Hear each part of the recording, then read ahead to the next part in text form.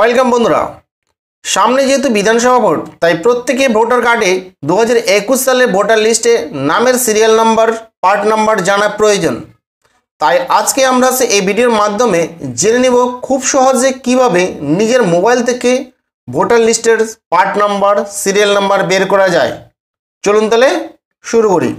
সবার প্রথমে আপনি আপনার মোবাইলের গুগল বা ক্রোম ব্রাউজার ওপেন করে নেবেন। ওপেন করে সেখানে লিখবেন WBCEO। লেখার পরে প্রথম যে ওয়েবসাইটটি আপনি দেখতে পাবেন সেই ওয়েবসাইটটিকে আপনাকে ওপেন করে নিতে হবে। এই ওয়েবসাইটটি ওপেন করার পর আপনার কাছে এই ধরনের ইন্টারফেস চলে আসবে। আপনি একটু স্ক্রল করে নিচের দিকে চলে আসবেন, সেখানে দেখতে পারেন search your name in voter list. এই অপশানটি আপনাকে ওপেন করে নিতে হবে। ওপেন করার পরে আপনি এই ধরনের ইন্টারফেস দেখতে পান। আপনি এখানে চলে আসবেন অ্যাসেম্বলি ওয়াইজ, অর্থাৎ বিধানসভা ভিত্তিক। তো আপনি অ্যাসেম্বলি ওয়াইজে ক্লিক করবেন।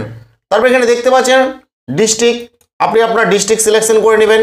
আপনার যে ডিস্ট্রিক্ট সেই ডিস্ট্রিক্ট আপনি সিলেকশন করে নেবেন।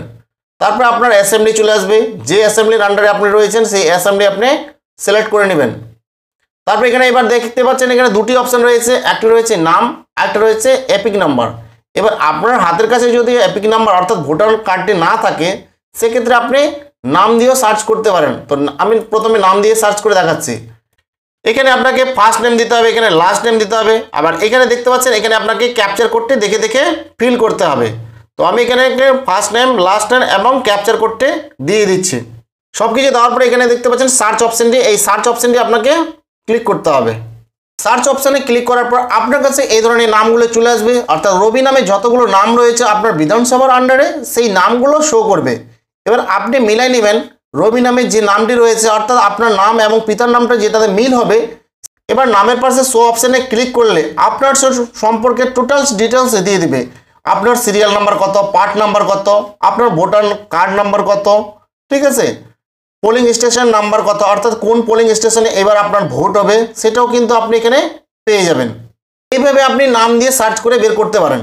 এবার যদি আপনি মনে করেন এই স্লিপটাকে আপনি প্রিন্ট করবেন, সেক্ষেত্রে আপনি প্রিন্ট অপশানে গিয়ে প্রিন্ট করতে পারেন।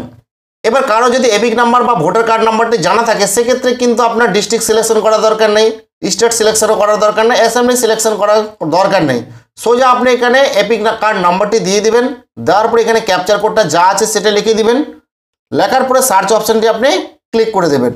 সার্চ অপশানে ক্লিক করলে আপনার কাছে সরাসরি আপনার নামটাই শুধু চলে আসবে। দেখতে পাচ্ছেন এখানে আপনার নামটাই চলে আসছে। এবার আপনি শো অপশানে গিয়ে একইভাবে বের করতে পারেন নামের ডিটেলস। দেখতে পাচ্ছেন আবার চলে আসছে সেই একই ডিটেলস।